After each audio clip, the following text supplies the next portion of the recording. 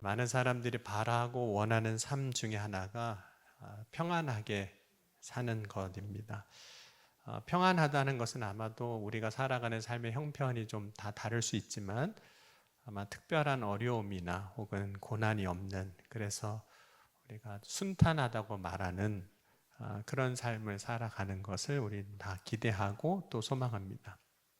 근데 여러분, 인생 중에 어떤 사람도 자신이 생각하는 평안한 삶을 사는 사람은 하나도 없습니다.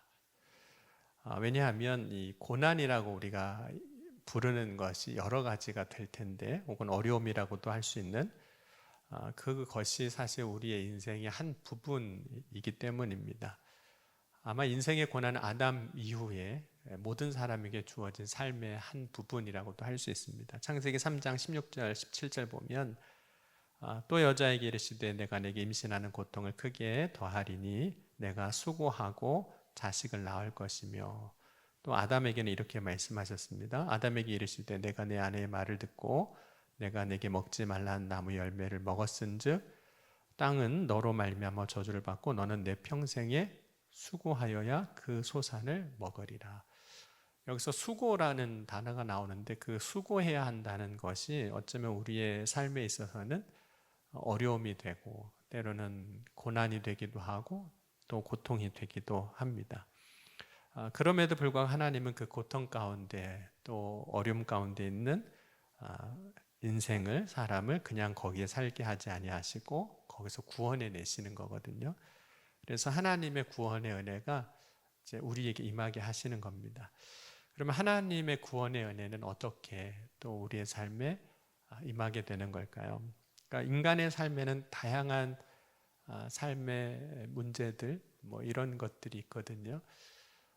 지난주 이제 화요일 날 이제 시립대 교직원 신우회 예배 있어서 갔는데, 뭐 교수님들하고 직원분들 13명 정도 이렇게 모여서 예배를 드렸습니다. 근데 예배 마치고 물어봤어요. 이렇게 어떻게 점심시간에 시간 내서 예배 드리는 것도 참 어려운 건데 어떻게 신우회 활동을 하고 계시냐고 물어보니까 신우회는 매월 둘째 주 화요일 날 이렇게 한 달에 한 번씩 예배를 드리고 매주 중보기도 모임을 모이신다고, 그 교실에서 모여서 같이 기도 나누고 기도하신다고 그러시더라고요. 그래서 궁금했습니다. 교수님들은 기도 제목을 뭘로 나누실까? 여러분 안 궁금하세요? 네, 그래서 물어봤어요. 저 같이 이렇게 이야기하면서 무슨 중보기도 제목을 나누세요? 그랬더니 그 중에 한 분이 신소재 공학 교수님이신데 재료 연구하는데 이게 잘 안 된다고, 그래서 이게 잘 되게 해달라고 연구하는 거. 그래서 그렇구나, 자기의 삶의 형편에서의 어려움을 이야기하는 거거든요. 그래서 같이 이야기하면서 그러시구나, 기도 제목이 나랑 많이 다르네 뭐 이런 이야기도 했습니다. 그러니까 우리의 삶의 상황들이 다 다른 거예요. 여러분은 뭐가 여러분의 삶의 문제 혹은 어려움 혹은 고난이라고 생각되시나요? 그러니까 인간의 문제는 각자이지만 그것을 이렇게 정리해 보면 몇 가지 종류로 이렇게 분류가 됩니다. 먼저는 우리의 건강과 생명에 관한 문제, 그것이 우리의 기도 제목이죠. 그 다음으로는 먹고 사는 문제, 경제의 문제이겠죠. 뭐 산업의 문제일 수도 있고, 또 다른 문제는 인간관계의 문제, 그것이 가족 안에서의 관계일 수도 있고, 뭐 교회 안에서 혹은 직장 생활하면서 사람을 만나면서 겪게 되는 문제들, 그것이 어려움이 될 수 있고, 또 다른 이제 문제라는 것은 어떤 일을 해야 하는 데 있어서의 막힘, 이게 꼭 직장의 일만이 아니라 하다 보면 뭔가 이제 걸리는 게 있잖아요. 아까 그 교수님이 연구하는데 뭔가 잘 안 되는 부분이 있다고 말하는 것처럼 우리에게는 그게 큰 문제는 아닌데 그분은 진짜 큰 문제시더라고요. 왜냐하면 삼성전자에서 지원을 하는데 연구 결과가 안 나오니까 굉장히 압박이 많대요. 그래서 그게 힘들고 어려운 거라고 그 얘기를 하시는 거예요. 그러니까 저희하고는 전혀 다른 거죠. 그러니까 우리의 삶에서 우리가 뭔가 막혔다 혹은 걸림이 된다 하는 것들이 이제 우리의 삶의 문제라고 하는 것들이 이해하게 될 겁니다. 그래서 성경에 등장하는 인물들 가운데 많은 사람들이 그래도 나는 저 사람만큼만 됐으면 참 좋겠다라고 생각하는 사람들이 나름대로 여러분도 있으실 거예요. 여러분은 성경에 나오는 인물 중에 그래도 저 사람처럼만 살았으면 평생의 소원이 없겠다 하는 사람이 있다면 여러분은 누가 그런 사람이세요? 성경 인물 중에. 유대인들은 다윗 왕을 이야기합니다. 왜 그러냐면 유대인들이 특별히 다윗 왕 같은 경우는 굉장히 존경하고 또 칭송하는데, 다윗은 이스라엘의 역사상 가장 강력한 왕이었습니다. 그래서 다윗 왕이 통치할 때 가장 영토도 넓었고 번영의 시기를 이제 보냈습니다. 뿐만 아니라 다윗은 하나님이 약속하신 그 약속이 이어지는 상징이에요. 의미이기도 하거든요. 그래서 하나님은 다윗의 후손으로부터 메시아가 나오시게 하시겠다고도 약속을 하셨습니다. 그런 다윗이에요. 남들이 볼 때는 야, 나도 저 정도만 됐으면 부러울 게 없고 내 인생 참 좋겠다라고 하는 그 다윗이지만, 여러분 그 다윗에게도 그의 삶에는 문제가, 어려움이, 고난이, 위기가 있었습니다. 가끔 이제 저보고 물어보시는 분들이 있으세요. 성도들 중에 목사님은 아프신 적 없으시죠? 뭐 이렇게도 물어보시고. 아픕니다. 저도. 네, 아플 때가 있고요.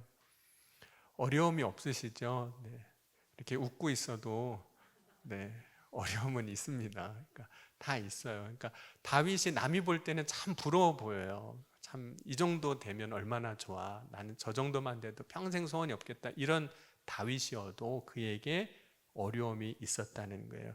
그 어려움을 오늘 어떻게 이야기하고 있냐면, 우리가 함께 시편 오늘 말씀을 함께 봤는데 우리 시편 다시 한번 봤으면 좋겠습니다. 3장 1절을 같이 읽었으면 좋겠습니다. 시편 3장 1절 같이 읽겠습니다. 여호와여 나의 대적이 어찌 그리 많은지요, 일어나 나를 치는 자가 많으니이다. 다윗이 얘기하기를, 하나님 나 괴롭히는 사람 왜 이렇게 많아요? 요즘으로 하자면 그런 거예요. 대적이 어찌 그리 많은지요. 물론 이제 다윗이 이제 왕이 된 다음에 전쟁을 참 많이 했습니다.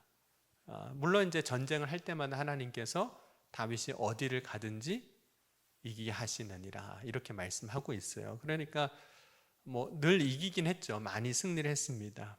근데 그 승리의 대가, 반대급부가 될 수 있는데 적은 또 많아지는 거예요. 왜냐하면 전쟁을 많이 하면 적이 많아집니다. 여러분 한번 이웃집하고 만나는 사람마다 다 싸워보세요. 그리고 한번 이겨보세요. 물론 전쟁에 이겼으니까, 싸워서 이겼으니까 좋을 수도 있고 뭔가 얻는 게 있을 수도 있지만, 결과적으로 전쟁을 한다는 것은 상대적으로 대적이 많아진다는 의미이기도 하거든요. 많아지는 이유가 있습니다. 전쟁을 하면 어떻게 될까요? 피를 흘려야 됩니다. 피를 많이 흘리는 일이에요. 그러니까 대적이 생길 수밖에 없어요. 실제로 이제 다윗이 왕위에 오른 다음에 하나님의 성전을 건축하고 싶었습니다. 자기는 좋은 궁궐에 사는데 여호와의 언약궤는 여전히 장막에 있는 게 마음에 걸리는 거예요. 그래서 성전을 건축할 마음을 가지고 성전을 건축하려고 할 때 하나님이 다윗에게 그 성전 건축을 허락하지 않으십니다. 그 이유는 다윗이 전쟁에서 피를 많이 흘린 까닭이라 이렇게 말씀을 하셨어요.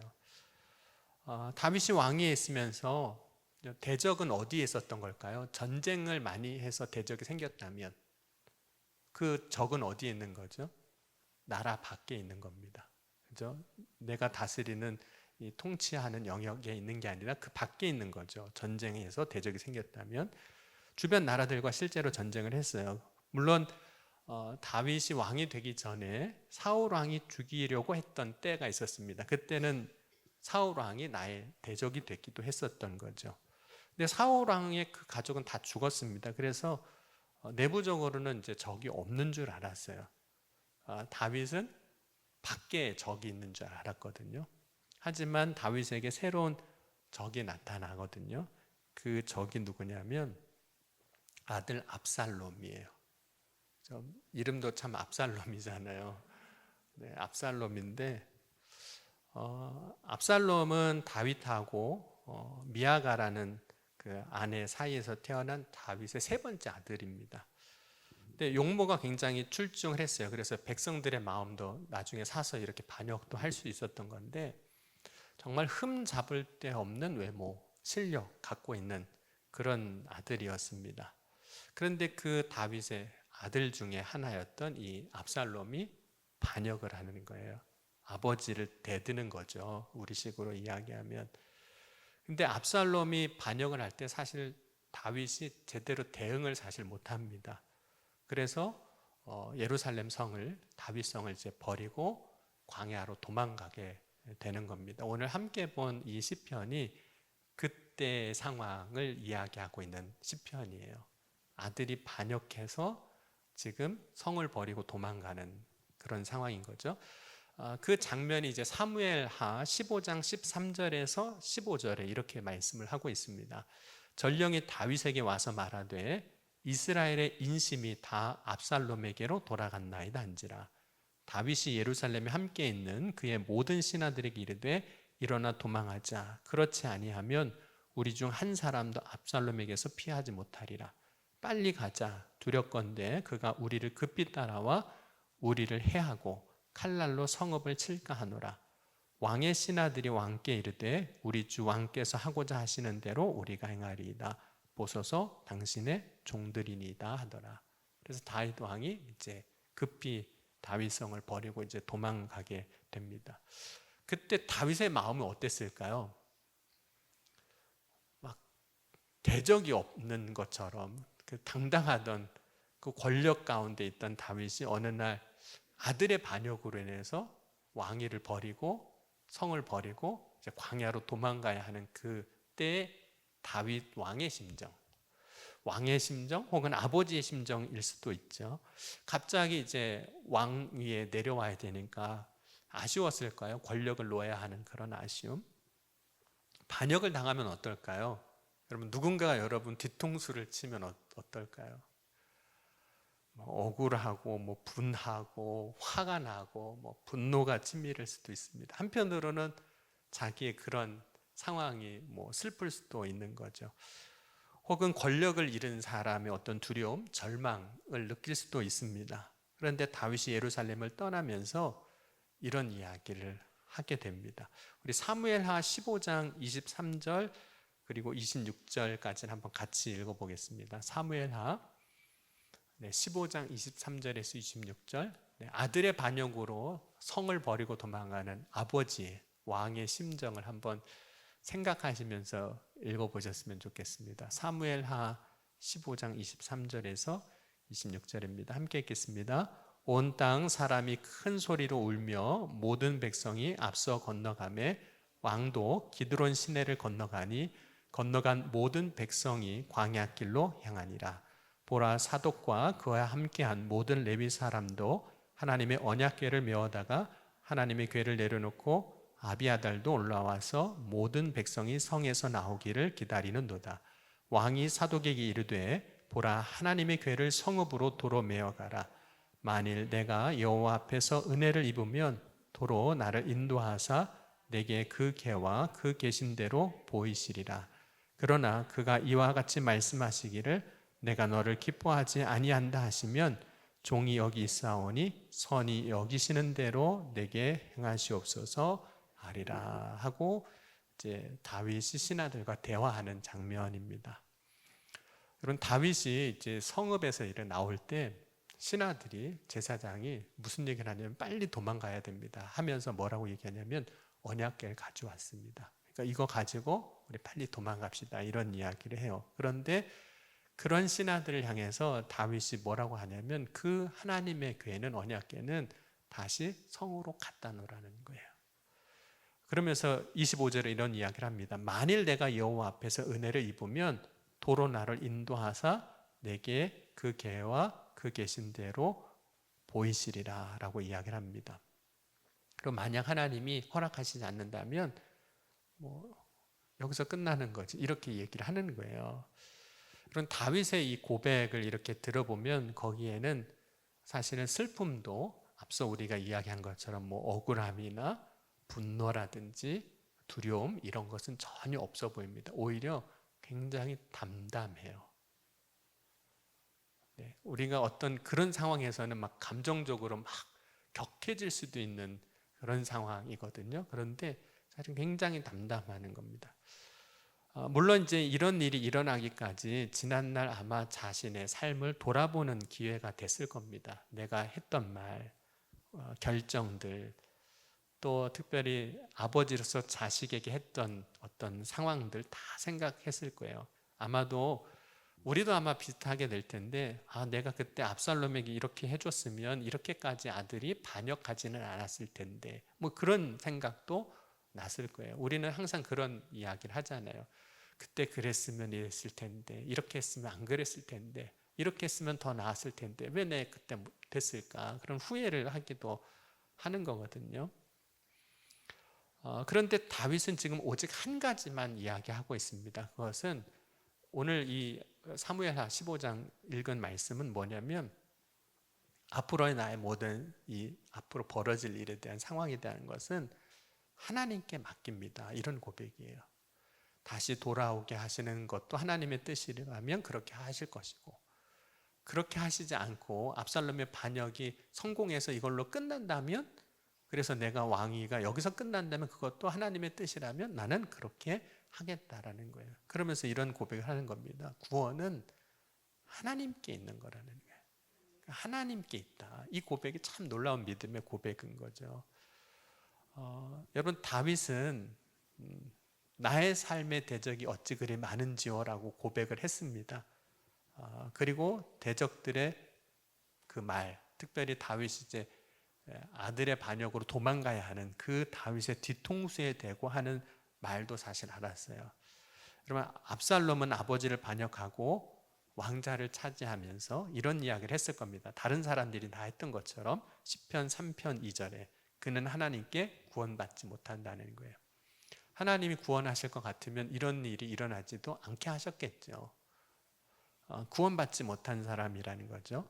그런데 다윗은 뒤에서 사람들이 그런 말 하는 것 전혀 개의치 않았습니다. 왜냐하면 하나님의 손에 달려 있으니까. 저들이 뭐라고 이야기하든 하나님의 손에 달렸어요. 여러분, 다윗이 지금 반역을 당하고 광야로 도망가야 하는 인생에 있어서 고난과 어려움을 당했을 때 참 놀라운 것은 그의 믿음은 더 좋아지고 있다는 거예요. 믿음이 더 굳건해지고 있다는 겁니다. 여러분, 다윗이 사실은 이 시편 3편 이제 아들의 반역으로 도망가면서 고백하는 이 시편의 내용은 사실 기도이기도 하고 찬송이기도 해요. 그런데 4절 보면 이렇게 이야기를 하고 있습니다. 내가 나의 목소리로 여호와께 부르짖으니 그의 성산에서 응답하시는도다. 이 구절로만 보면 기도인 거죠. 하나님 앞에 부르짖는 거니까. 다윗은 자신의 고난, 이 어려운 문제 앞에서 이제 기도합니다. 그리고 두려워하지 않는 믿음으로 하나님이 하실 일을 이제 기대하고 기다리는 거예요. 그런 다윗이 이제 압살롬의 아들이 반역했을 때 이 압살롬을 이제 제어할 수 있는, 이 반역에 대해서 제압할 수 있는 힘이 없었을까요?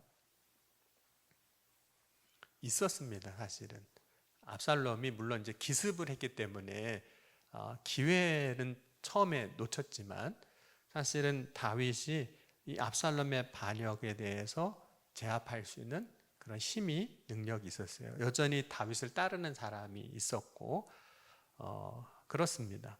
그런데 다윗은 대응할 수 있는데 그렇게 하지 않았던 거예요. 왜냐하면 그때 안 거예요. 이게 정말 하나님이 하시는 일이라면 나의 힘과 방법으로 하지 않겠다는 겁니다. 오히려 자신을 따랐던 제사장들, 그리고 언약궤를 다시 예루살렘 성으로 돌려보내요. 언약궤를 다시 거기로 가야 한다고 이야기합니다. 거기에 가서 그 언약궤를 지키라고 이야기를 해요. 그래서 사무엘하 15장 29절에 보면 이렇게 이야기를 합니다. 사독과 아비달이 하나님의 궤를 예루살렘으로 도로 메어다 놓고 거기 머물러 있으니라. 여러분, 이스라엘 백성들에게서 언약궤는 어떤 의미가 있냐면 크게 오늘 세 가지 의미에 대해서 이야기할 건데, 언약궤는 하나님의 임재를 상징하는 겁니다. 그러니까 하나님은 이스라엘 백성들이 광야 생활할 때 성막을 건축하게 하시고 그 안에 언약궤를 두게 하셨거든요. 근데 언약궤는 어떤 곳이냐면 하나님이 계시는 곳이에요. 그건 하나님이 말씀하시는 곳이고 하나님이 만나 주시는 곳이고 하나님이 죄를 사하여 주시는 것이에요. 그래서 언약궤가 있는 곳을 속죄소라고도 이야기를 하는 겁니다. 지성소 앞, 그곳이 속죄소이기도 해요. 그러니까 언약궤가 있다는 것은 거룩한 곳이고 특별한 의미가 있는 거예요. 그러니까 다윗이 언약궤를 가지고 오면 하나님이 어디 계신 걸까요? 다윗에게 있는 거예요. 그러면 여러분, 명분으로만 싸운다고 해도 우리가 어떤 군사력이나 힘으로만 싸우지 않고 명분으로만 싸운다고 하면 언약궤가 있는 다윗에게 명분이 있는 걸까요? 아니면 반역한 아들 압살롬에게 명분이 있는 걸까요? 일단은 반역한 아들에게는 없어요. 왜냐하면 언약궤도 다윗에게 있으면 하나님이 거기 계신 거잖아요. 하나님이 다윗의 편에 서신 거예요. 그러니까 언약궤가 있다는 거는 백성들의 마음을 사는, 그래서 백성들이 따르게 되는 데 있어서 굉장히 중요한 요소가 되는 겁니다. 언약궤가 다윗에게 있대. 그럼 하나님이 다윗 편이야. 그리고 압살롬을 안 따르면 압살롬은 반역이 그냥 금방 끝나버리는 거예요. 그런데 다윗이 그 언약궤를 그냥 다시 지금 압살롬이 차지한 그 다윗성에 갖다 놓으라는 거예요. 그러면 여러분, 다윗의 입장에서는 불리한 걸까요? 유리한 걸까요? 전세를 뒤집거나 백성들의 마음을 다시 사로잡는 데 있어서는 언약궤를 가지고 와야만 하는 거예요. 그런데 그걸 거기 그냥 두라는 거예요. 그럼 언약궤는 이스라엘의 정체성을 사실 상징하는 그런 의미이기도 합니다. 언약궤는 이스라엘 백성이 어떤 사람들인지를 이야기해 주는 거예요. 왜냐하면 하나님이 이스라엘 백성들을 이제 출애굽시키면서 하나님이 택한 백성이라고 말씀하셨는데, 하나님은 이스라엘 백성을 택하실 때 그를 거룩한 제사장의 나라가 되게 하시고 거룩한 백성이 되게 하시겠다고 하셨습니다. 근데 그 일을 이루실 때 하나님이 이스라엘 백성들이 뭘 주셨을까요? 그들을 거룩한 제사장의 나라가 되게 하기 위해서, 거룩한 백성이 되게 하기 위해서 주신 게 뭘까요? 말씀이거든요. 십계명이에요. 그러니까 이스라엘 백성들이 거룩해지는 것은 말씀 있을 때 거룩한 거예요. 말씀을 통해서 그들의 삶이 우리가 어떤 사람이라는 게 정체성이 정해지는데, 그 언약궤 안에는 무엇이 들어있냐면 하나님이 친히 새겨주신, 모세에게 주신 그 돌판 십계명이 그 안에 있는 겁니다. 그러니까 그 언약궤가 있다는 것은 이스라엘 백성의 정체성이 거룩한 백성이고 거룩한 제사장의 나라인 것을 설명해 주는 거예요. 그러니까 그거 굉장히 중요한 거거든요.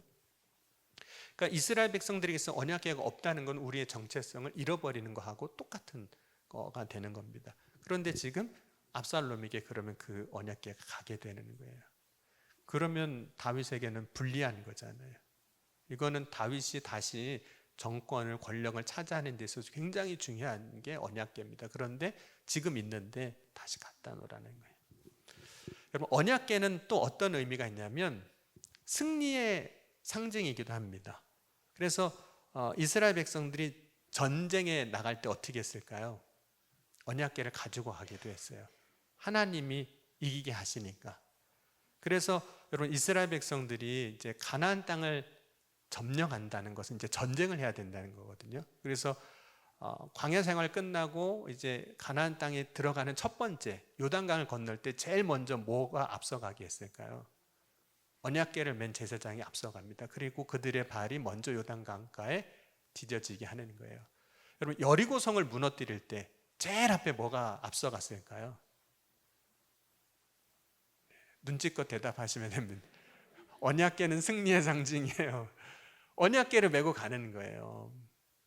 그러면 여러분, 언약궤가 다시 예루살렘 성으로 돌아가고 압살롬 손에 들어가면 이스라엘 백성은 어떻게 생각할까요?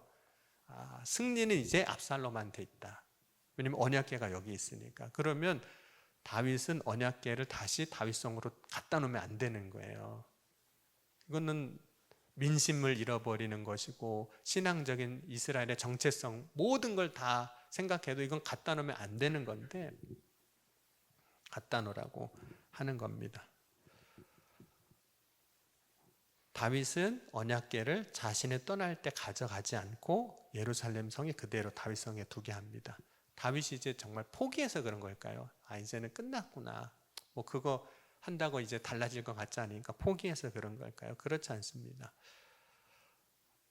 그럼에도 불구하고 다윗이 그렇게 한 이유는 언약궤가 어디에 있느냐보다 더 중요한 것은 내가 하나님을 믿는 믿음을 가지고 있느냐 없느냐 하는 거예요. 여러분한테 한번 이렇게 여쭤봐도 설명이 될지 모르겠습니다. 여러분, 성경책을 들고 있어서 전쟁을 이기는 것이 아니라 하나님이 나와 함께 하심을 믿는 믿음으로 나아갈 때 이기는 거잖아요. 예전에, 지금은 이제 그런 것 잘 안 하는 것 같은데 성경 학교나 수련을 하면 꼭 밤에 했던 프로그램이 있었습니다.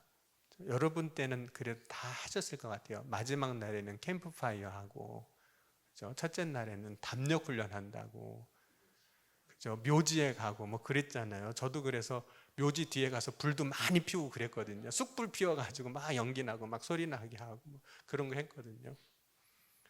성경책 들고 가면 이길 수 있는 건가요? 성경책이 이기는 게 아니라 믿음인 거잖아요. 우리 믿음인 거잖아요. 그러니까 다윗이 지금 언약궤가 중요하지 않아서 그런 게 아니에요. 언약궤가 문제가 아니라 지금 내 믿음으로 가는 거예요. 믿음이 중요한 거죠. 다윗은 압살롬의 반역으로 예루살렘을 떠나게 될 때 모든 걸 다 버리고 갑니다. 다 놓고 가는 거예요. 그런데 뭐만 챙겨가는 걸까요? 다 놓고 가요. 언약궤도 놓고 가고 성도 놓고 가고 좋은 거 다 놓고 가요. 권력도 다 놓고 가요. 그런데 뭐는 지금 챙겨가는 거죠? 믿음은 가지고 가는 거예요. 믿음을 잃지 않고 가는 거예요. 다윗이 예루살렘을 떠날 때 이렇게 떠납니다. 우리 사무엘하 15장 30절 한번 같이 보겠습니다. 15장 30절. 이 15장 30절을 읽는 이유는 시편 오늘 3편 3절을 위해서 읽는 겁니다. 우리 15장 30절 한번 같이 읽겠습니다. 다윗이 감람산 길로 올라갈 때 그의 머리를 그가 가리고 맨발로 울며 가고 그와 함께 가는 모든 백성들도 각각 자기의 머리를 가리고 울며 올라가니라. 지난 수요일에 이제 박진우 목사님 설교한 것처럼 감람산, 이제 예루살렘 성 동편에 있는 산, 감람산입니다. 올리브 나무가 많은 산인데 기드론 골짜기를 건너서 이제 거기로 이제 가는 거거든요. 근데 갈 때 지금 다윗과 이스라엘 백성들의 모습을 어떻게 설명하고 있을까요? 울며 가고 있다. 그러면서 머리를 가리고 간다. 그러면 어떻게 하는 게 머리를 가리고 갈 수 있는 걸까요? 그냥 뒷머리 이렇게 앞으로만 이렇게 하면 되는 건가요? 그렇게 하는 것만 가지고는 사실 안 되거든요. 머리로 얼굴을 가리려면 고개를 숙여야 되는 겁니다. 고개를 숙이고 걸어가는 거예요. 그 모습은 어쩌면 패전병의 모습처럼 보일 수도 있어요. 나라를 잃은 누군가가 걸어가는 슬픔에 잠겨있는 사람의 모습처럼 보일 수 있습니다. 다윗도 머리를 가렸습니다. 그런데 다윗이 머리를 가리고 가는 것은 한편으로는 이런 것이 될 수도 있어요. 자신을 가리는 거죠. 왕이었던 자신의 모습을 가리는 거죠. 그런데 다윗은 오늘 이렇게 고백합니다. 그 상황 속에서도 믿음을 지금 이야기하는데 오늘 시편 3편 3절 한번 같이 보겠습니다. 시편 3편 3절 같이 한번 읽어보겠습니다. 여호와여 주는 나의 방패시요 나의 영광이시요 나의 머리를 드시는 자이시니이다. 다윗이 고백을 하는 거예요. 지금 나는 다윗성에서 나올 때, 예루살렘 성에서 나올 때는 어쩔 수 없이 어떻게 하고 나가고 있을까요? 백성들하고 같이, 자기를 따른 사람과 같이 머리를 숙이고 갈 수밖에 없어요. 지금 상황은 그래요. 형편이 그래요. 왜냐하면 반역으로 쫓겨나고 도망가고 있으니까. 그런데 다윗은 지금 무슨 고백을 하냐면 돌아올 때는 하나님이 어떻게 하실 것을 난 믿습니다라고 고백하는 걸까요? 머리를 들고 오게 하신다는 거예요. 머리 들고 오는 사람은 어떤 사람일까요? 허리 펴고 머리 들고 당당하게 걸어 들어오는 개선 장군과 같은 승리의 모습을 하고 들어오는, 그렇게 하실 하나님을 저는 믿습니다. 그런 고백하고 가는 겁니다. 그런 다윗의 말은 이런 의미는 아니에요. 그러니까 인간의 욕심으로 잃었던 왕권을 내가 다시 꼭 찾겠다, 그런 의미는 아닙니다. 여러분, 만약 다윗이 욕심으로 권력을 다시 회복하고자 하는 마음이었다면 아마 그것은 압살롬이 다윗을 반역한 것과 크게 다를 바는 없을 겁니다. 그런데 다윗은 지금 믿음으로 가고 있어요. 믿음으로. 하나님이 나의 머리를 드실 것을 믿고 가고 있습니다. 설령 하나님이 나의 머리를 들게 해주지 않는다 할지라도 상관은 없어요. 앞서 우리가 고백한 것을 본 것처럼. 그러니까 모든 것을 다 하나님 앞에 맡기겠다는 거예요. 믿음으로 다시 돌아오게 하신다면 하나님 고개를 들고 오게 하시고, 설령 다시 못 돌아오게 하신다고 해도 저는 괜찮습니다. 그것 때문에 하나님을 믿는 믿음을 버리지 않고 잃지 않겠습니다. 이런 고백을 하고 있는 거죠. 여러분, 우리가 기도할 때 여러분 어떤 마음으로 기도하세요? 기도하고 간구할 때 우리의 뜻이 이루어져야 된다고 생각하고 기도하시잖아요. 그렇죠? 하나님이 꼭 들어주셔야 됩니다. 그렇죠? 꼭 들어주셔야 됩니다. 어떤 땐 그래서 기도할 때 하나님 앞에 정말 떼를 쓰듯이 기도하기도 해요. 어린아이가 부모에게 떼 쓰듯이 이거 안 하면 안 된다고 막 정말 울고불매하면서 기도하기도 하죠. 그런데 우리의 뜻이 이루어지는 것보다 더 중요한 것은 그의 삶에 하나님의 뜻이 이루어지는 겁니다. 다윗이 지금 오늘 시편 3편을 통해서 고백하는 게 그런 거예요. 지금 제가 아들의 반역으로 이렇게 고개를 숙이고 떠나가지만 하나님이 저를 다시 세우시는 게 하나님의 뜻이라면 그렇게 해주시면 고개를 들고 오고, 그렇지 않다면 그래도 상관없습니다. 그런 믿음의 고백을 가지고 가는 거죠. 왜냐하면 구원은 하나님 앞에 있어요. 여러분, 하나님의 뜻에 모든 것을 맡길 때 지금 다윗이 예루살렘을 떠나면서 염려하거나 걱정하거나 두려워하거나 불안하지가 않은 것. 그래서 이 이야기가 어떻게 보면 담담하게 되어지고 있는 거예요. 비록 지금 광야로 나갔지만 광야는 하나님이 주시는 더 깊은 은혜를 체험하는 곳이 됩니다. 믿음이 다시 굳건해지고 자라는 그런 장소가 되죠. 그래서 다윗이 다시 잠잠히 광야에서 하나님의 때를 기다리게 되는 겁니다. 그리고 그곳에서 이 시편도 지을 수도 있게 되는 거죠. 여러분, 오늘 우리가 인생에서 만나는 여러 가지 문제 상황 속에서 구원은 하나님께 있습니다. 하나님께 있음을 다윗과 같이 고백하는 저와 여러분이 될 수 있기를 주의 이름으로 간절히 축원합니다. 여러분, 구원이 하나님께 있음을 고백할 때 우리는 하나님의 때를 기다릴 수 있습니다. 그리고 그 기다림의 시간을 결코 지루해하거나 두려워하지 않을 수 있습니다. 그리고 그 기다림이 오히려 기쁨이 되는 거죠. 그 기다림의 기쁨을 오늘 함께 누릴 수 있는 저와 여러분이 될 수 있기를 주의 이름으로 간절히 축원합니다. 오늘 이 시간 함께 우리 찬양하시고 기도하실 텐데 우리 주님 앞에 이렇게 같이 기도했으면 좋겠습니다. 구원은 하나님께 있습니다. 믿습니다. 저의 삶에 여러 가지 어려움과 문제 상황 가운데서도 하나님이 다윗에게 역사하신 것처럼 저의 삶에도 역사하실 것을 믿고 잠잠히 주님만 바라보며 믿음으로 나아가겠습니다. 이런 고백으로 우리 함께 찬양하시고 우리 함께 기도하시겠습니다.